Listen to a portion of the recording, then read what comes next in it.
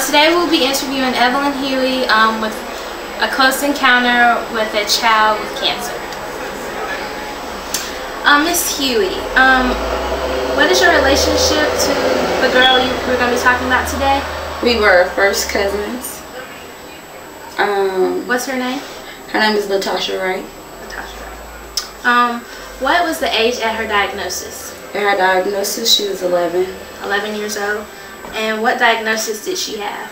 Non-Hodgkin's lymphoma. Non-Hodgkin's lymphoma.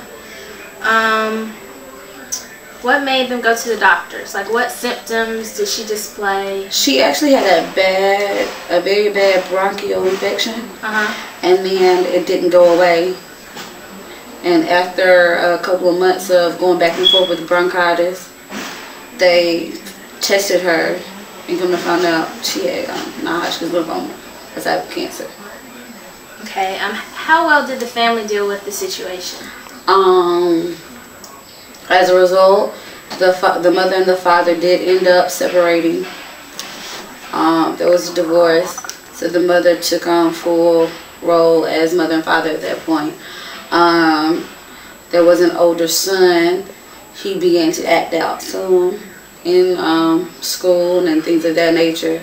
But it was basically like the family tried to create a supportive environment for her. But still, it's your child, and when your child is sick, you really don't know how you're going to act until you're in that situation. How is your cousin now? My cousin is deceased. She died at the age of 13.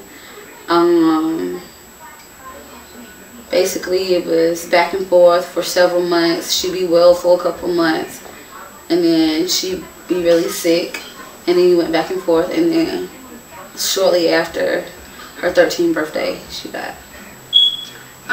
So her death 2 years after her diagnosis, did they catch it in a later stage that they weren't able to help her more, or? With non-Hodgkin's lymphoma, it's more, I won't call it chronic, I'll call it chronic for the lack of better words, but she, basically, it's not like stage 1, stage 2, stage 3, stage 4.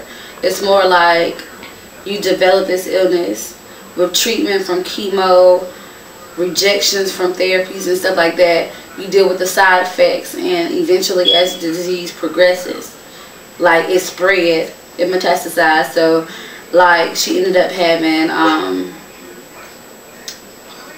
gosh, it left me. But she caught another cancer, and that's how she ended up dying. It wasn't actually a non-Hodgkin's lymphoma. But the outlook rate for that actual cancer is not very good. What sorts of treatment did they use in order to? I do distinctly remember chemo 3 times a week in the latter stages, but that's really all I remember. I remember that at one point she was on medications, but all I really remember is the chemo. So on the occurrence of the cancer, was she able to continue school? In the very beginning, she did go back to school for a brief time, but she was missing so many days that she started homeschooling, and then her health began to fail, and there was no more education after that. Well, on behalf of our group, I'd like to thank you for educating us and giving us an outlook into your experience. You're welcome. Thank you. Hello, God. It's me again. 2 a.m. room 304. Visiting hours are over. Time for our bedside tug-of-war. The sleeping child between us may not make it through the night.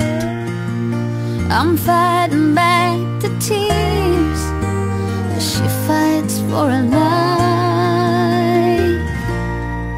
Well, it must be kinda crowded on the streets of heaven. So tell me, what do you need her for?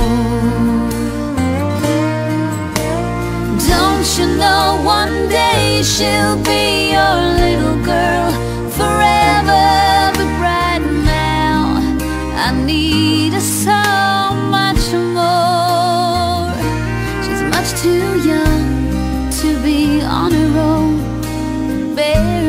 just turned 7. So who will hold her hand when she crosses the streets of heaven? Tell me, God, do you remember the wishes that she made as she blew out the candles on her last birthday cake? She wants to ride a pony when she's big enough. She wants to marry her daddy when she's all grown up. Well, it must be kinda crowded on the streets of heaven. So tell me, what do you need her for? Don't you know one day she'll be your little girl forever? But right now I need her so much more. She's much too young to be on her own, barely just turned 7.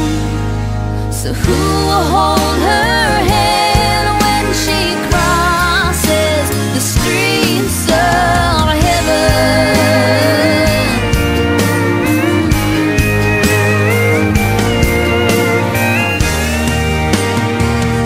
Lord, don't you know she's my angel? You got plenty of your own, and I know you hold a place for her, but she's already got a home. Well, I don't know if you're listening, but praying's all that's left to do. So I ask you, Lord, have mercy. You lost a son once too,